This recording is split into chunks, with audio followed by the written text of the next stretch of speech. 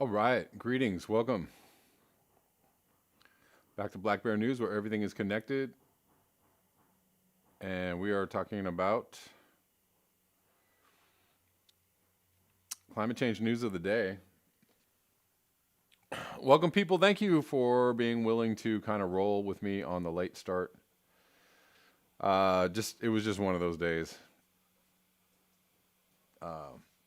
Yeah, I have lots and lots and lots and lots and lots and lots going on on many other fronts, and so I was trying to put the show together today, and it just kind of was real slow to get it together. Anyways, good to see all the early chatters are in.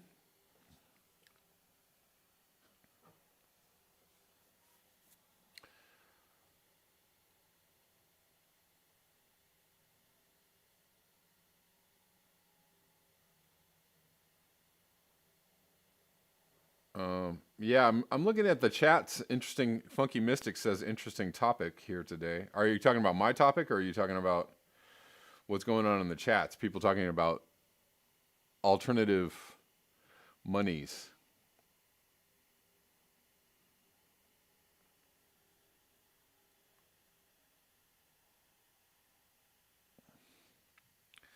I don't know. I don't know.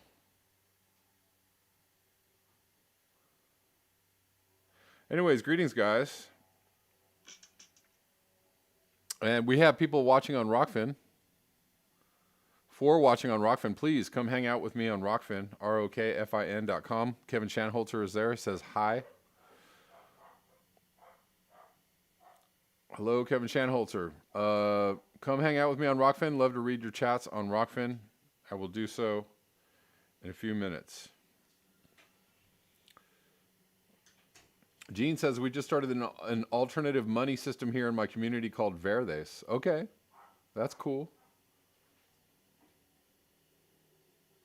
That's cool. Maybe that's an interesting, because I wanted to touch on, before we get on the topic of the show, I wanted to touch on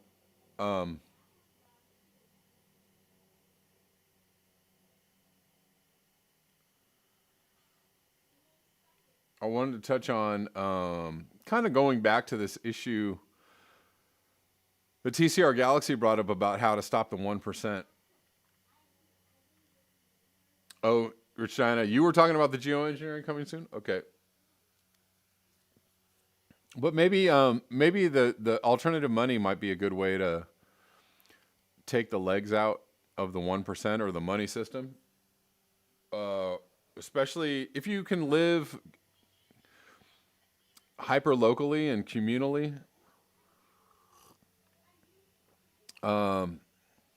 Maybe you can create your own money system.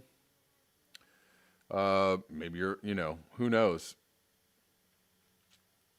Some way of trading or bartering or creating a fiat currency that is unique to you in your community or your area, and completely undercut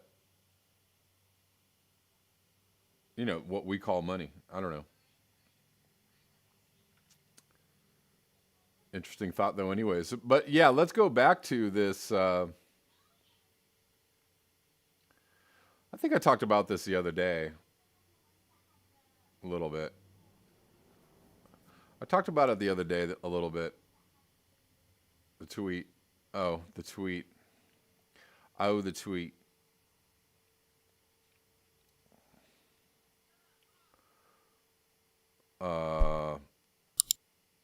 That's not it. That's not it. That's not it. The tweet from TCR, how in the flying F are we going to get the 75 million individuals known as the 1% to voluntarily cut the vast majority of their emissions? How indeed do we do this? How indeedly do we do this? No idea. Really, other than, not no idea. That's not true. Seems kind of insurmountable. We had at one time an extremely high tax rate for the wealthy in the U.S. I don't know what it's like for other countries, maybe European countries. If they have, you all have high tax rates in the UK or the EU. Something like what we used to have in the U.S. Mid-century, last century, something like 70, 80%, 90% tax rate on the extremely wealthy. Back in the heyday of democratic socialism. But they've chipped away at that, and now, tax cuts are always for the wealthy. Right? You get a minimal tax cut for the middle class or the poor, but you get the big old fat tax cut for the wealthy. That's how that works. TCR says, I can't even convince my somewhere in the top 10% in-laws to eat plant-based. Right. I don't know how to do it. You have to enact some very progressive. Well, so the power structure as it is now won't allow this to happen again. It won't ever allow that tax rate to happen again.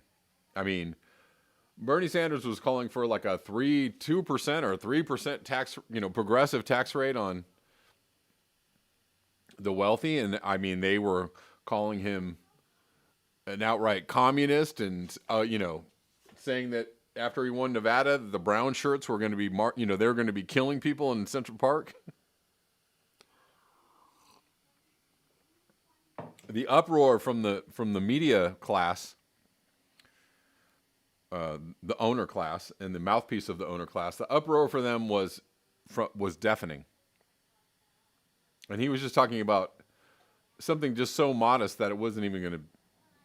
It would probably be not inconsequential to the people that own the money, to have them, that it'd be inconsequential to them, but very consequential to the people that could do something with that tax windfall. You have to enact some very progressive policies, and without anyone to represent us in this endeavor, meaning the Democrats, progressives, whoever the supposed representatives of the people, there are none. There are none anymore. Even the progressives are sold out bullshitters that just use all the good words. Oh, Medicare for all. No. Use all the good words, get elected, and then just get in there and go, well, got my health care, got my paycheck. Without anyone to represent us in this endeavor, it will be up to the people to get very angry and demanding. And how do you think that's going to go? Right now, people who are in the streets in any country are being treated like criminals. Politicians in Congress are crying that being mean to them or holding them accountable is violence. See AOC. More on that in my neorealism show today. The reality is that the social democratic reforms that came into being in the middle of the last century were made at the threat of violence. It wasn't like, oh, please, sir, can we please rearrange this capitalist system to be more equitable to the poor? I know, because everybody had English accents back then. No, it was more like, say, Mac, we're getting treated unfairly, and we'd like a fair shake. Because that's more like how they talked back then. It was at the threat of violence. There was incredibly violent labor uprisings, strikes, clashes between the powerful and those without anything. It was very tense, right? And you had people in the streets, you had people starving, you had people very, very unhappy. It was made at the threat of violence. The civil rights reforms came after lots of confrontations with the power structure. The only thing that's going to make the changes necessary are people getting very uncomfortable and threatening to shut it all down and getting in the face of the power structure. The one other thing that I could see happening is mass boycotts, people banding together to not buy things, suck the energy out of the system, tie it to a demand, do it until you cripple whole industries. But interesting that you all were talking about alternative currencies in the chats because, that might be another way to suck energy out of the system.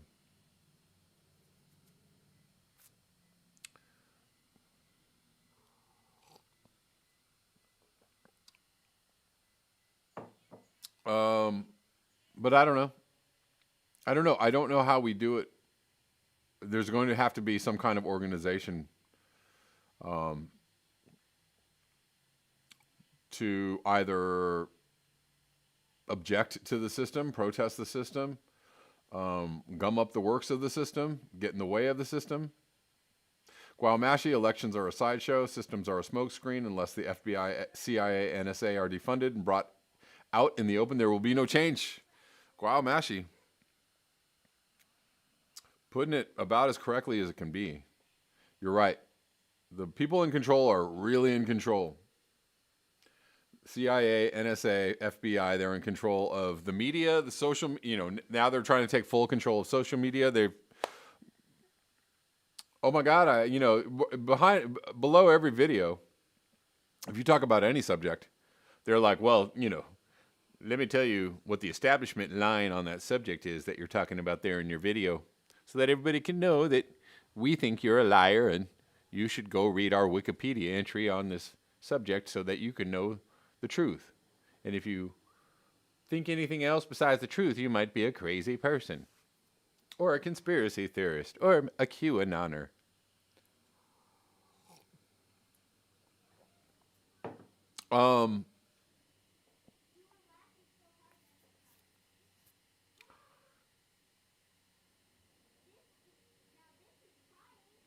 Basil Peterson said, if the roads are falling apart, you can't boycott them. Sure.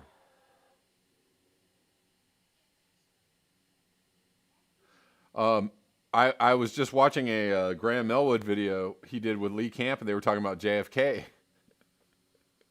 And Lee Camp said he posted the video, and underneath the video, they put a blue, JFK was killed by Lee Harvey Oswald, who was a communist, et cetera, et cetera. Like, come on, man. If anybody believes the actual establishment story of JFK, or 9/11 for that matter, absolutely bonkers. Absolutely out of your mind, not in touch with reality. Absolute lunatic. If you believe the official story on either of those things. Absolute ridiculousness. But, in the same way that China or Russia or other, somewhat more oppressive, we call them more oppressive societies, control information or what it is you're able to think about or talk about. We're doing the exact same thing. We're doing the exact same thing. No, you can't talk about that. No, we might have to take your channel down. No, that's not the official story. The official story is what we tell you it is. You might be a domestic terrorist if you don't believe the official story. If you're telling people that the official story is anything than what we tell you, that might be grounds for arresting you or deplatforming you. Oh yeah, Michael Rupert, of course, Lance Rebo, yes.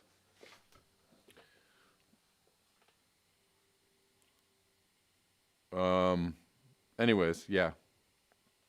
I don't know how to do it, TCR. Poppy Davis is on Rockfin. She says our economy based on converting the living to the dead. Quote from Derek Jensen.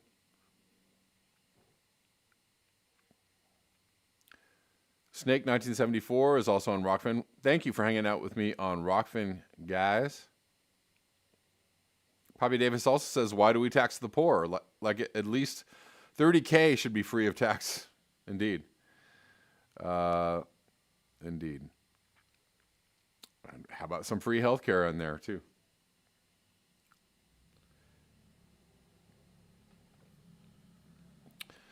Indeed. So let's get on to this other story that I wanted to talk about today, or the main thing.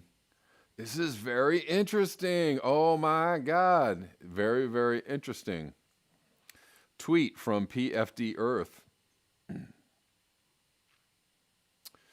tweeted this out. Another reason geoengineering will be a failed experiment. But I mean, PFD Earth mentioning geoengineering, but the actual article gets way deeper into some things that are very, very interesting. This is not just about geoengineering. This is about global dimming, aerosol masking, clouds, and geoengineering. There's a lot going on in this. There's a lot going on. There's a lot I have to say about this, which is why I'm going to talk about it. Aerosol particles cool the climate less than we thought. What? Hold on a second. This is from January 28th, 2021 in phys.org. Are you saying aerosol particles cool? And so basically what they're saying is aerosol dimming or global dimming or aerosol masking is not cooling as much as we thought. So boom, right there, aerosol masking. Again, the plot thickens and the debate deepens about how big of a threat aerosol masking is. I'm sure it's a threat. I'm not saying it's not a threat, but how big of a threat is it? The impact of atmospheric aerosols on clouds and climate may be different than previously thought. That is the conclusion of cloud researcher Franziska Glaschmeyer from TU Delft. The results of her study will be published in Science on Friday, January 29th. Cloud decks cover vast stretches of the subtropical oceans. They cool the planet because they reflect incoming sunlight. Okay, hold on. Now I'm going to stop for a second. Cloud decks cover vast stretches of the subtropical oceans. They cool the planet because they reflect incoming sunlight back to space. I'm going to reference my theory that geoengineering, what people think is going on with geoengineering, what I think is actually happening is they're just making clouds. They're not spraying us with barium and strontium and stringing them. They're not, it's not all, maybe they're shooting particulates in the air, maybe not. I don't really actually think so. I don't think it's that deep yet, but I think that they are. I think that they are creating clouds. Why would you create clouds? I'm reading this right here. I'm telling you why they would create clouds. Cloud decks cover vast stretches of the subtropical oceans, right? And so when you see those contrails in the side, naturally forming contrails, and you see a bunch of them and they all spread out. I read you this article out of, I can't remember the website. It was a official government website saying that, contrails form clouds and the clouds do things to the atmosphere or to the climate. They cool the planet because they reflect incoming sunlight back to space. So, right, you can create clouds, make contrails, create clouds, that cools the planet. That does some cooling, local cooling. And maybe even depending on how many planes are in the sky at one time or in one area, I mean, that could probably create some more widespread cooling. I don't know. Especially, so anyways, I'll read on. Air pollution in the form of aerosols, particles suspended in the atmosphere, can increase this cooling effect because it makes clouds brighter. And there's that. The cooling effect of pollution offsets part of the warming effect of greenhouse gases. That's aerosol masking. So it does happen. That is a thing. Aerosol masking is a thing. How much exactly is one of the largest uncertainties faced by climate scientists. So what I'm trying to say is we don't really know. Ship tracks, a striking illustration of clouds becoming brighter as a result of aerosols, is provided by shipping emissions in the form of ship tracks. Or, we'll call these contrails, ship contrails. These are visible as bright lines within a cloud deck that reveal the paths of polluting ships that travel beneath the clouds. Such ship tracks are a good example of how aerosol effects on clouds are traditionally thought of and how they are still represented in most climate models, said Glassmeyer. But according to the cloud researcher, ship tracks do not tell the whole story. The problem is that clouds get brighter at first, but after a while they start to get thinner and thus less bright again. And ship tracks disappear before we can observe this dimming effect. To figure out the climate effect of air pollution in general, which is much more persistent than fleeting ship tracks, Glassmeyer and her colleagues do not rely on ship track observations. Instead, they created an extensive data set of detailed cloud simulations. At the heart of their study, the researchers designed a clever new way to compare the simulated cloud decks to satellite snapshots. Such snapshots contain information about aerosol effects on clouds all over the globe, but have so far been hard to interpret.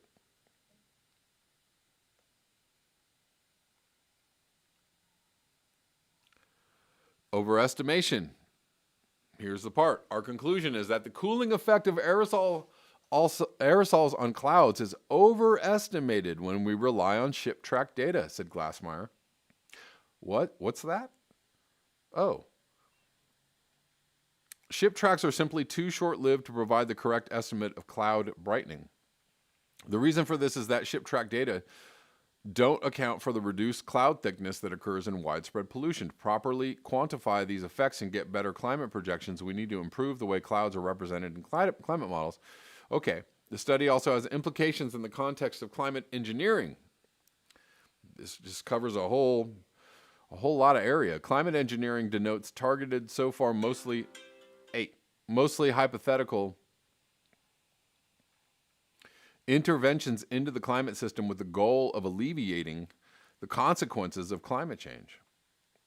One example of a climate engineering method is the deliberate brightening of clouds through targeted emissions of sea salt aerosols known as marine cloud brightening. Our results show that even in terms of cloud physics, marine cloud brightening may not be as straightforward as it may seem.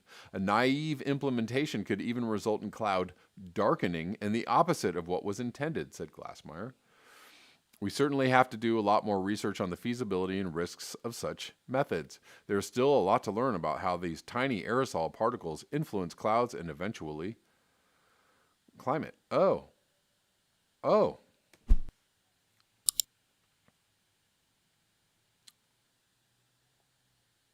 Well, more confusion about what aerosols actually do, how much dimming they contribute to overall. But I found that there were other interesting things in this article.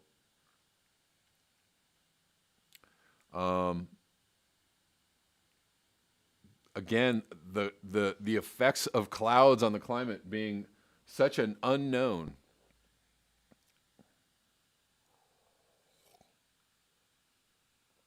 Effects on the climate of clouds being such an unknown.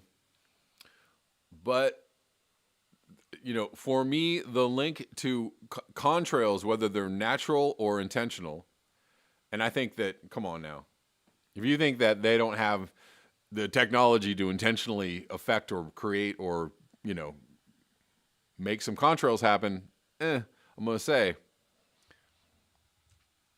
you're living on Gullible Island. Yeah, and from what I witness every single day, or not every single day, but when it happens, that this cloud cover is created. Here, we're gonna come up, throw a bunch of contrails in the sky. All of a sudden, there's this cloud cover. Mid-afternoon, oh, it just got a lot cooler. Wow.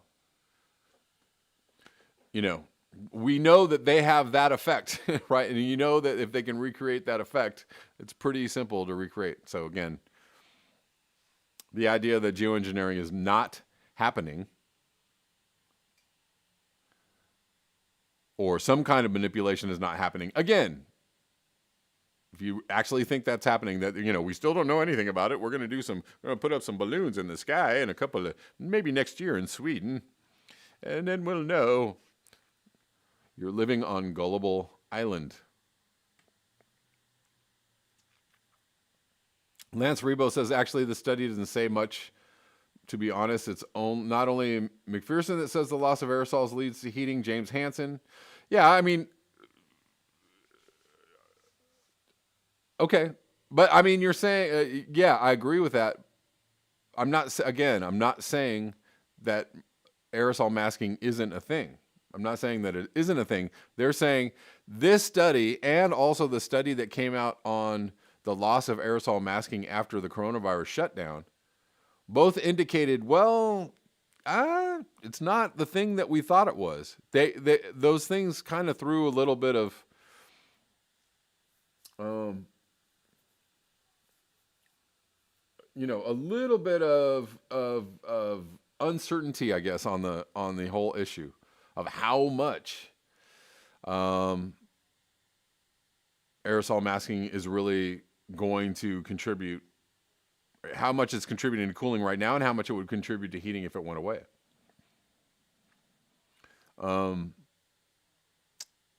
But then, here's another thing. If there is geoengineering, local geoengineering going on as far as creating contrails and clouds, what is that doing? So that's a whole other area. And if that's an area that's not willing to, the governments of the planet or the people in charge or in control are not willing to admit to and discuss, like, that's a whole area of study that's not even being looked at, discussed, debated, if these are secret operations. That's also extremely problematic.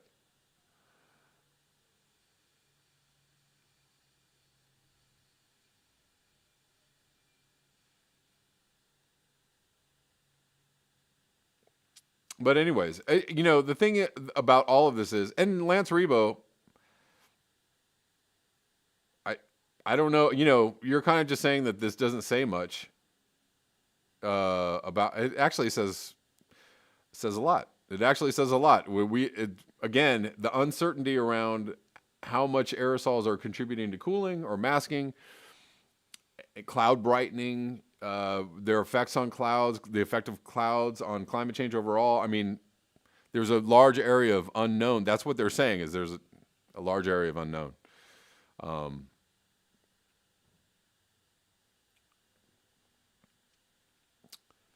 Realize says climate change is geoengineering, 250 years now.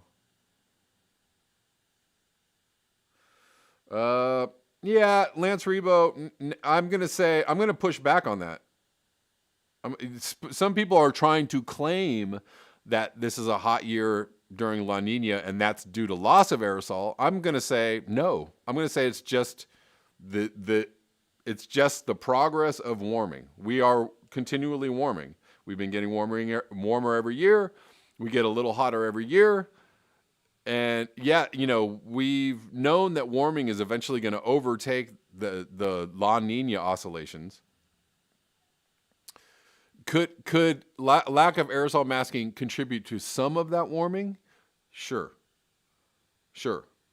Is it responsible for all the warming? No, it's not. Lance Rebo says Guy McPherson's main point about aerosols is that we can't just switch to renewables or lower emissions. Everything will be fine. I know. I know what his argument is, and I get it, and I understand all of that.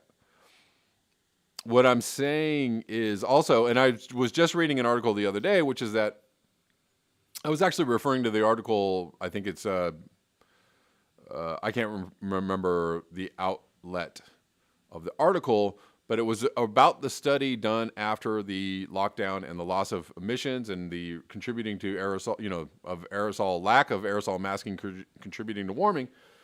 What they were saying was that the loss of some of the emissions would actually lead to a cooling. So there was maybe a lack of aerosol masking that led to heating, but some of the loss of emissions or lack of emissions, because they weren't in the sky, were not heating the planet, right? So you lose those out of the sky, you actually get a cooling effect. So there was two things happening, a cooling and a heating. So my argument, my totally opinionated argument Okay, I'm going to say that. Opinionated argument. My argument is that we know what we're doing to the planet is bad. We know that continuing to do it with the planet is where it's going to go. It's going to go to a very bad place. But the idea that we shouldn't stop what we're doing because that would be bad, and we've already fucked ourselves, and we're gonna everybody's gonna go crispy, and that's it. Well, there's a little bit of a debate about whether that really is the thing that's going to happen in short order. And again, if you did a controlled, conscious, well thought out kind of drawdown of emissions, and you were doing renewable agriculture, and you were trying to do carbon uptake, and you were maybe implementing the mirrors system or doing some other things to kind of offset some of the heating that we might get from aerosol, right? If you did this, maybe we wouldn't see this rapid rise in heating. I don't know. Again, that's just my opinion, and I have based on observation, not opinion that I just pulled out of my butt. Not just an opinion based on nothing at all. I'm just saying from the inputs of what I have seen and observed and all of that in my brain. Anyways. Violent Hippie says ice loss. And then there's that, sure. The thing is, what I'm saying is this. If we stop emissions, why not stop emissions and see what happens and see if, things get better on some levels and do what we can. So switching to renewables, that's a whole different thing. That's a whole different conversation, because there are going to be emissions involved in making the renewables, right? So if you're like, we're going to stop emissions and build renewables, you're actually kind of adding emissions into the air to make the renewables. That's the thing. Renewables aren't really all that green until you've already made them all and they're all operating, and then you lose the emissions. But you got to lose the emissions that you made making the renewables. So that's, also a problematic approach. I don't know.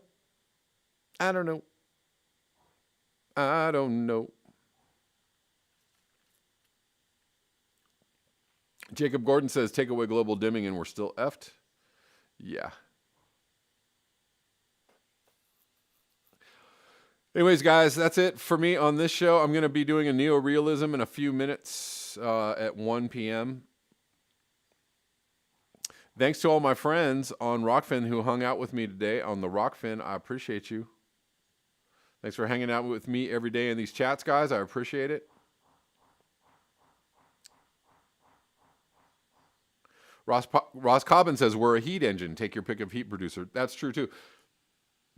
And right, and who said, somebody else said, if you take away emissions, we're still screwed. We're still screwed because we're chewing the planet. We're eating the planet. We're destroying the planet. But I don't know. Yeah, we're doing it in a lot of ways. Emissions are not the only ways that we're, Just go to Neorealism, Ross Cobbin. There's a link on my related channels. If you go to the homepage of this channel, related channels, it'll be right there. All right, guys, take it easy. Until next time, peace.